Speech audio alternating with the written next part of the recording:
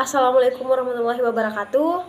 Perkenalkan, nama saya Aisyah dari kelas PM03 NIM 184704253. Hai teman-teman, di sini saya akan membahas materi tentang hutan.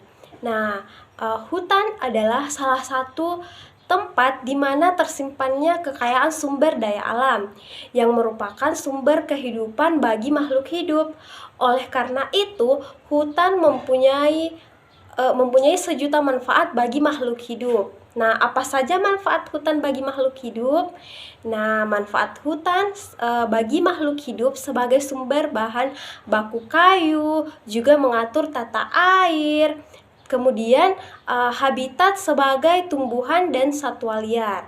Nah, Indonesia merupakan negara kepulauan terletak di antara dua benua, yaitu Asia dan Australia, yang memiliki iklim tropis karena letaknya dan termasuk kawasan tropik. Maka Indonesia memiliki keanekaragaman yang lebih tinggi.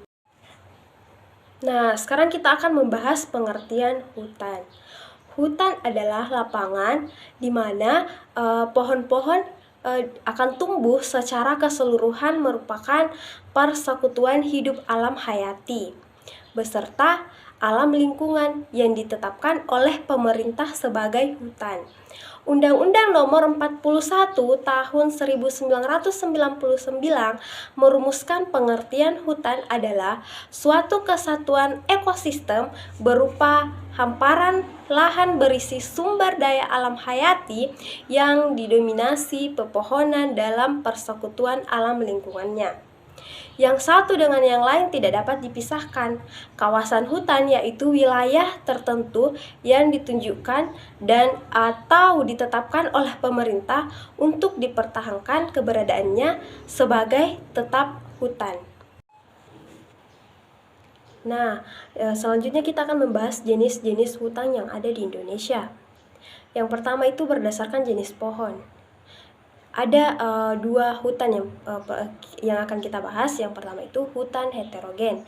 Hutan heterogen adalah hutan yang terdiri dari berbagai jenis tumbuhan seperti hutan hujan tropis yang terdapat di Pulau Sumatera, Kalimantan, Sulawesi, dan Papua. Yang kedua adalah hutan homogen. Hutan homogen adalah hutan yang terdiri dari atas satu jenis pohon seperti hutan jati, hutan bambu, hutan karet, dan hutan pinus. Nah, yang kedua itu berdasarkan tujuan pemanfaatannya. Memanfaatkan hasil hutan seperti kayu untuk kegiatan produksi. Adapun hasil dari kegiatan induksi pengelolaan kayu antara lain berupa triplek, kusen, pintu, dan mabel seperti perabot rumah tangga lainnya. Hutan lindung. Hutan lindung adalah kawasan hutan yang mempunyai fungsi pokok sebagai pelindung sistem penyelenggaraan kehidupan untuk mengatur tata air, mencegah banjir, mengendalikan erosi, mencegah ilustrasi air, laut, dan melindungi kesuburan tanah. Selanjutnya, hutan wisata. Hutan wisata adalah hutan yang berfungsi untuk objek wisata sebagai tempat rekreasi atau hiburan para wisata. Yang ketiga adalah hutan suaka alam. Hutan suaka alam adalah hutan yang memiliki keadaan alam khas diperuntukkan bagi perlindungan dan pelestarian flora dan fauna yang hampir punah. Yang ketiga, berdasarkan iklim tropis yang mempengaruhi. Yang pertama adalah hutan hujan tropis. Hutan hujan tropis tumbuh di sekitar garis khatulistiwa atau ekuator yang memiliki suhu udara dan curah hujan yang tinggi sepanjang tahun.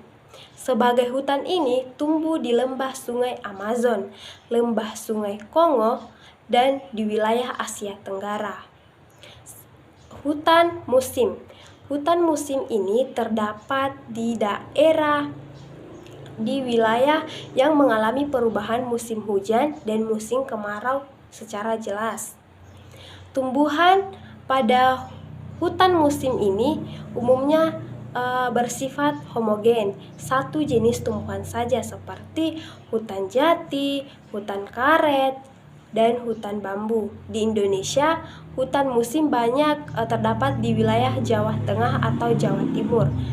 Sabana dan stepa. Sabana merupakan padang rumput yang diseling oleh pepohonan atau semak belukuran.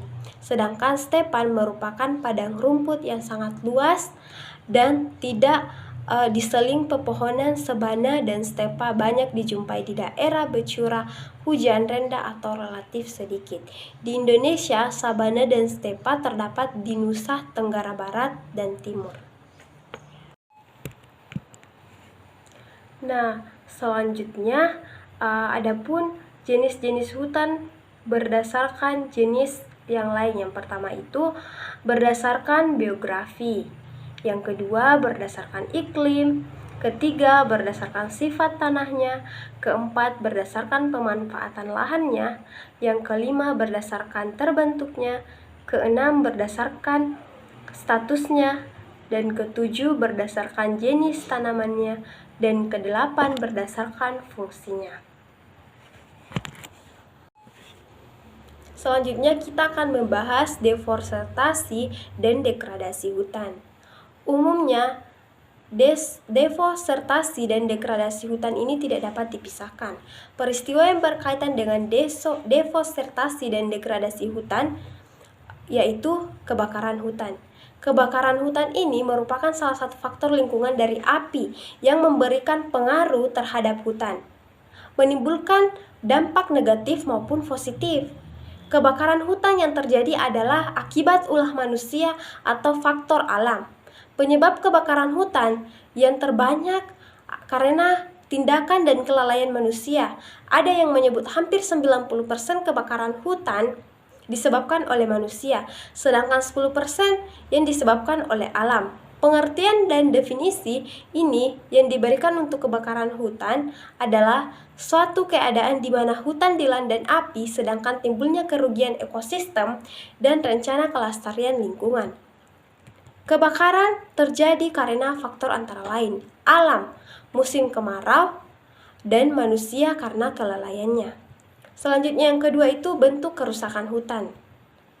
Tingkat kerusakan hutan di Indonesia menurut Bank Dunia dalam kurun waktu 1985 sampai dengan 1997, degrasi hutan di Indonesia rata-rata 1,5 juta hektar. Setiap hutan diperkirakan sekitar 20 juta hektar. Hutan produksi yang tersisa. Berdasarkan analisis FWI dan GFW, dalam kurun waktu 50 tahun, luas total tutupan hutan di seluruh Indonesia lebih lanjut Departemen Kehutanan menegaskan bahwa sampai tahun 2006 luas hutan yang rusak tidak dapat berfungsi optimal. Selanjutnya yang ketiga, faktor penyebab terjadinya kerusakan hutan. Ada beberapa faktor terjadinya kerusakan hutan. Yang pertama itu berdasarkan pelaku penyebab kerusakan hutan di Indonesia dapat disebabkan karena perbuatan manusia, tamak, hama, dan penyakit, kebakaran, serta sumber daya alam. Yang pertama itu disebabkan oleh manusia.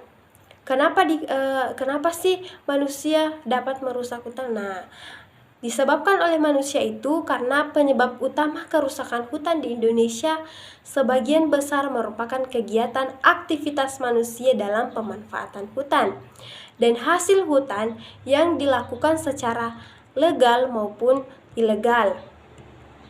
Nah, selanjutnya itu adalah disebabkan oleh ternak. Kerusakan akibat pengembala ternak dalam hutan dapat menyebabkan seluruh pohon mati, bahkan dapat menimbulkan erosi tanah. Selanjutnya disebabkan oleh ternak. Kerusakan akibat pengembala ternak dalam hutan dapat menyebabkan seluruh pohon mati, bahkan dapat menimbulkan erosi tanah. Faktor yang menyebabkan terjadinya pengembala di hutan antara lain yang pertama, Populasi ternak di sekitar kawasan hutan semakin besar. Populasi ternak yang hidup di sekitar hutan maka akan semakin banyak. Kemudian jumlah hijauan ternak yang mampu dihasilkan di desa sekitar. Teknik memelihara ternak yang dilakukan oleh masyarakat peternak sistem lepas menyebabkan pengembala ternak di hutan. Intensitas pengawasan oleh pengelola kawasan hutan. Kurangnya pengawasan memungkinkan masuknya ternak di hutan. Yang ketiga disebabkan oleh hama dan penyakit. Hama. Hutan alam hidup sebagai jenis hewan dan serangga. Selama hewan dan serangga tidak menimbulkan kerusakan terhadap tanaman yang secara ekonomis, berarti serangga dan hewan tersebut belum disebut sebagai hama. Akan tetapi, jika serangga dan hewan tersebut sudah menimbulkan kerusakan terhadap jenis tanaman hutan yang secara ekonomis, berarti serangga atau hewan menyebabkan kerusakan terhadap jenis tanaman sebagai hama. Keempat, penyebab oleh daya alam. Gangguan kawasan hutan disebabkan oleh daya alam. Secara prinsip, hidup tidak bisa dihindari karena di luar kekuatan manusia. Daya alam yang dapat menyebabkan terjadinya gangguan terhadap kawasan hutan, misalnya adanya halilintar dan petir, kemudian gesekan oleh bahan-bahan atau material yang terdapat menyebabkan timbulnya api, potensi batu bara yang tinggi yang dapat menghasilkan panas bumi dan lain-lain. Kerusakan hutan akibat alam. Yang pertama itu kebakaran hutan, letusan gunung berapi, naiknya air permukaan laut dan tsunami, dampak kebakaran hutan. Manfaat hutan kota. Hutan memiliki banyak manfaat untuk kita semua.